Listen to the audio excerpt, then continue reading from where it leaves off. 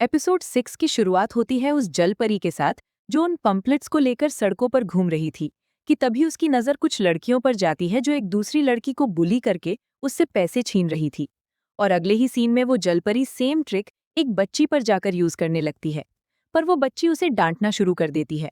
जिसके बाद वो बच्ची उसे अपने साथ एक स्टोर में ले जाकर थोड़ा खाना भी खिलाती है। साथ ही उसे अपनी मॉम के बारे में भी बताती है जो काम की वजह से हमेशा घर से बाहर ही रहती हैं।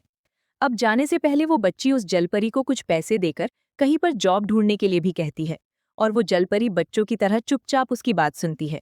जिसके बाद उस बच्ची को जून जे मिलता है और वो उसे भी डांट देती है। वो जलपरी भी वहां से थोड़ी दूर जाती है जहां उसे फिर से वही लड़कियां दिख जाती हैं जो उसी लड़की को परेशान कर रही थी। पहले वो उन्हें मना करती है, लेकिन जब वो नहीं मानते तो वो उन्हें अपने तरीके से समझाना शुरू कर देती है। ये सब कुछ देखकर वो लड़की भी वहां से तुरंत भाग जाती है, जिसे वो सब परेशान कर रहे थे। कुछ ही देर बाद उन बुली लड़कियों की हेड को उसकी मॉम का कॉल आता है, और ये भी उसी लेडी की डॉटर थी जिसे उन्होंने चूना लगाया था। वो लेडी लिफ्ट में जाती है, लेकिन ठीक उसी समय जून जे भी उसी लिफ्ट में पहुंच जाता है। वहीं दूसरी ओर टेओ भी अपना काम शुरू कर देता है और उसे लिफ्ट को 17th फ्लोर पर रोक देता है। मौका पाकर जून जे भी उसे रिवील कर देता है कि वो कौन है, लेकिन वो लेडी कुछ समझ पाती उससे पहले ही जून जे उसे हिप्नोटाइज कर देता है और उसे दिखाना शुरू कर देता है कि जैसे वो बिल्डिंग की विंडो पर है जहां उसका बेटा नीचे लटका हुआ है, और ठीक उसी के सामने उसके हाथ छूट जाते हैं और उसके लड़के की मौत हो जाती है, जिसकी उसके लड़के की वजह से मौत हुई थी। साथ ही उसे उस लड़की की माँ के बारे में भी सोचने के लिए कहता है। थोड़ी देर बाद वो लेडी लिफ्ट से बाहर आते ही अपने एम्प्लॉय को केस वापस लेने के लिए कहकर उस लड़की की मॉम से भी बात कराने के लिए कहती है। अब बाहर आकर नामडू जून जे की तारीफ करना शुरू कर देता है, और इसी बीच टेओ भी उससे हिप्नोटाइज के बारे में पूछता है। और ये सुनते ही वो बहुत ज्यादा शॉक हो जाते हैं, क्योंकि टेओ हमेशा ही चुप रहता है। जिसके बाद जून जे उसे सब कुछ बताने लगता है कि किस तरह से उसने उस लेडी को हिप्नोटाइज किया था। वहीं पर हमें उस जलपरी को दिखाया जाता है जो कूड़ेदान से अमीरों के छोड़े हुए कपड़े उठा रही थी। वहीं पर एक और लेडी इसमें उसकी मदद भी करती है और उससे उसके बारे में भी पूछती है।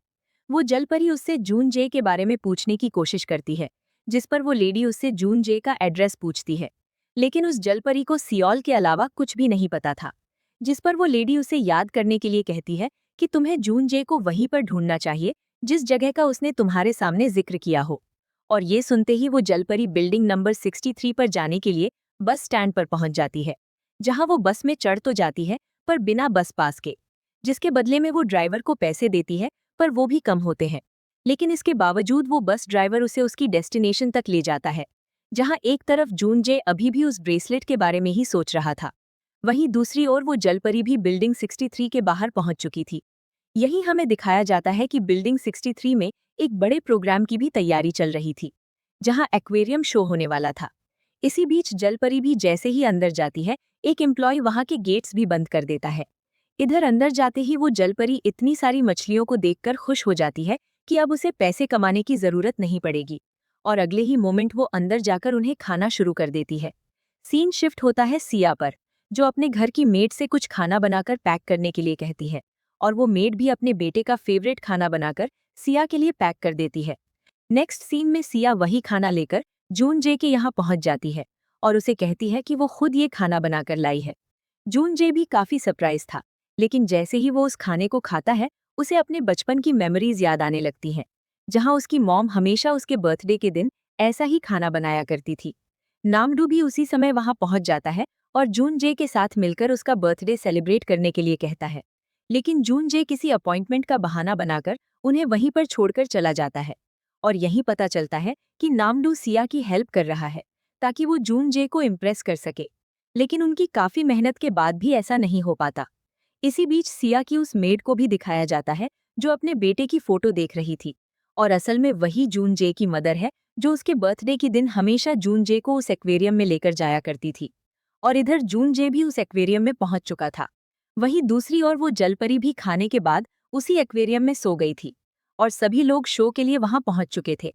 वहां का मैनेजर भी ये देखकर शॉक हो जाता है कि अगर शो के एक्टर बाहर है तो पानी के अंदर कौन है। उधर वो जलपरी भी इतनी सारी भीड़ की वजह से काफी परेशान होने लगती है, लेकिन उसी समय उसकी नजर जून जे पर पड़ती है, जो वहीं पर मौजूद था। वो जून जे को मुड़कर देखता है, लेकिन वो उसे नहीं पहचान पाता और वहां से निकल जाता है।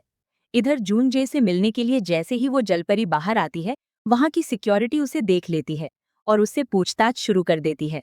इसी बीच जून जे को भी दिखाया जाता है, जिसे नामडू उसकी और उस जलपरी की स्पेन की एक फोटो भेजता है, जिसमें जून जे की नज़र उसके हाथ के ब्रेसलेट पर भी पड़ती है। और जैसे ही उसे एहसास होता है, वो तुरंत उस जलपरी की ओर दौड़ना शुरू कर देता है। वहीं दूसरी ओर सिक्योरिटी भी उस जलपरी का पीछा करना शुरू कर देते हैं और उनसे बचते बचते फाइनली वो जलपरी जून जे से जाकर मिल जाती है।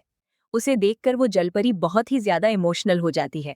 यहीं हमें एक फ्लैशबैक भी दिखाया जाता है, जहां वो जलपरी जून जे को समुद्र से बचाने के बाद उसे वही ब्रेसलेट पहना देती है और उसे आई लव यू कहते हुए ये प्रॉमिस करती है कि वो उसके पास वापस जरूर आएगी। और ये कहकर वो जलपरी वापस से समुद्र की ओर निकल जाती है। और इसी सीन के साथ ये एपिसोड भी यहीं पर खत्म हो जाता है। अगर आपको मेरी एक्सप्लेनेशन पसंद आई तो कृपया वीडियो को लाइक करें और चैनल को सब्सक्राइब करें।